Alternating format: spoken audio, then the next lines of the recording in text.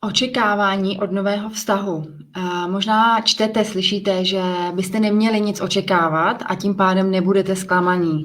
Že když od muže nebudete nic očekávat, tak vás nemůže ani zklamat.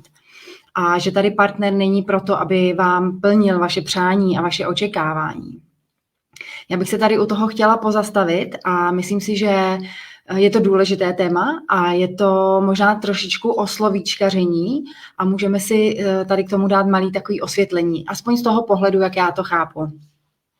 Takže očekávání, když jdu do vztahu a očekávám, že ten partner bude vědět, co má dělat, jak se cítím, co si přeju, bude vědět, co je láska, co je respekt, co to znamená pečovat o ženu, co to znamená být ve vztahu. A že zná moje hodnoty, že to je přece jasný, jak se má muž k ženě chovat, jaký má respektovat, jaký má pečovat. Tak to je moje očekávání, že on to bude vědět, že to bude cítit stejně, že to bude mít tak nějak, jako to mám já. A tohle je očekávání, který ten muž asi nebude umět splnit a nemůže ho naplnit. On nemůže vědět, jak vás, nebo jak tebe milovat, jak tebe respektovat, protože on to zná jinak a ty to znáš jinak. Takže v tomhle smyslu je to očekávání, který skutečně, když od toho muže máš, tak on ho nemůže naplnit, protože on není tebou. On to nemůže vědět, nemůže cítit a má úplně, nebo ne úplně, ale může mít jiný zkušenosti, může mít jiný i hodnoty, který on od toho vztahu vyžaduje. Takže možná takový slovíčkaření, ale podívat se na to, co očekávám od vztahu, od muže a možná si to nahradit slovem standard. Jaký je můj standard? Co chci ve vztahu? Jaký mám standard? A podívat se na to, jestli nejsem příliš náročná, jestli je to realistický, ten můj standard, to, co vlastně tak, jak by ten vztah měl a mohl vypadat. Jestli to není příliš, anebo pro některé ženy, jestli ten můj standard není příliš nízký, že prostě pro některou ženu je ten standard tak nízko, že dovolí nějaký slovní útoky, nadávky, ubližování a podobně. Takže rozdíl mezi očekáváním a standardem. Jaký je můj standard, jestli není příliš náročný, takový, který vidím někde na instagramových profilech, popisovaný v knihách, v romantických filmech, v článkách.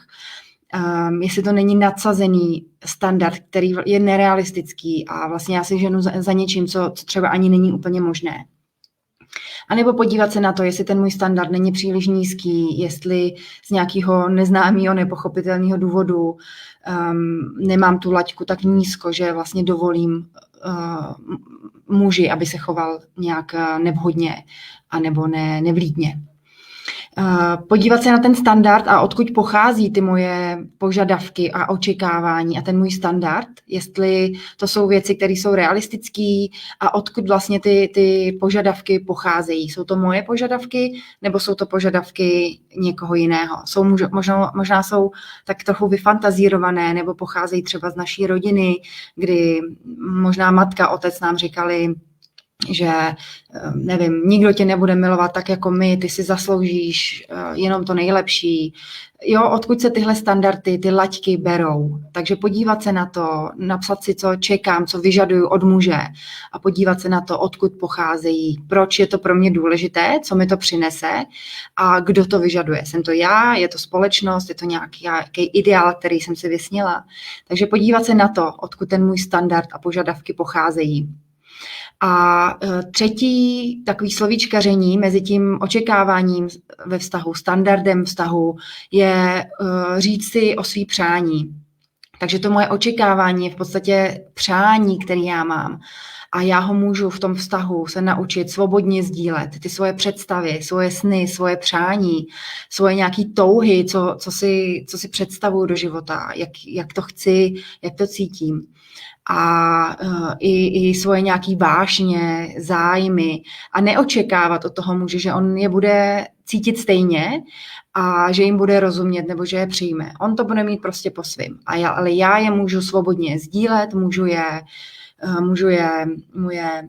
popisovat, můžu mu je říkat, můžu mu je sdílet a jasně si říct o to, že takhle takhle si to představuju já, po tomhle toužím v životě a jak to máš ty, na čem se můžeme dohodnout, je nějaký kompromis, je nějaká takový middle ground, prostě nějaký střed, ve kterém se sejdeme.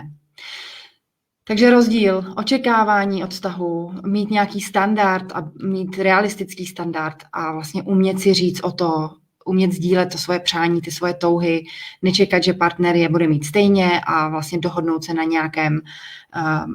nějakém středu, balancu, na nějaké dohodě, co vlastně můžeme oba ctít, na čem se můžeme dohodnout.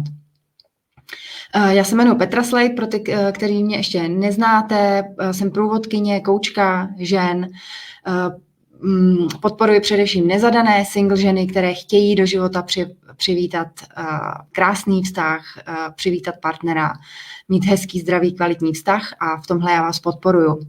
Zároveň bych vás chtěla dneska pozvat na čtvrteční živé vysílání, které bude ve čtvrtek večer od 8 hodin. Budeme se bavit, bude to vlastně takový interaktivní webinář, ale živé vysílání, ve kterém budeme mluvit o tom, co je důležité pro zdravý vztah. Podíváme se na to, jakou máme třeba minulost a jak nás může ještě ovlivňovat, ačkoliv si myslíme, že už nás neovlivňuje, že už to máme tak nějak jako vypořádaný. Podíváme se na sebehodnotu, na to, jak smýšlíme o mužích a o vztazích a podíváme se právě i na očekávání, jaké máme očekávání nebo jaký máš očekávání od nového vztahu a od muže.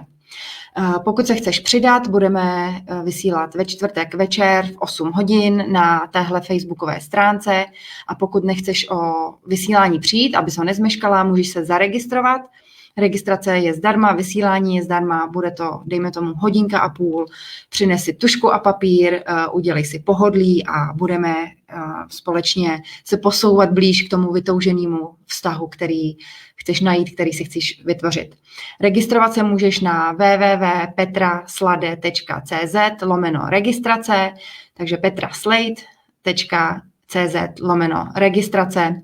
Je to zdarma, dostaneš na e-mail připomínku a vlastně ten odkaz, aby si věděla, kde se máš připojit, kde se máš dívat. Takže ve čtvrtek v 8 hodin večer budu se těšit, tužku, papír, něco dobrého k pití sebou a budeme probírat a diskutovat o zajímavých tématech. Budu se těšit, ahoj.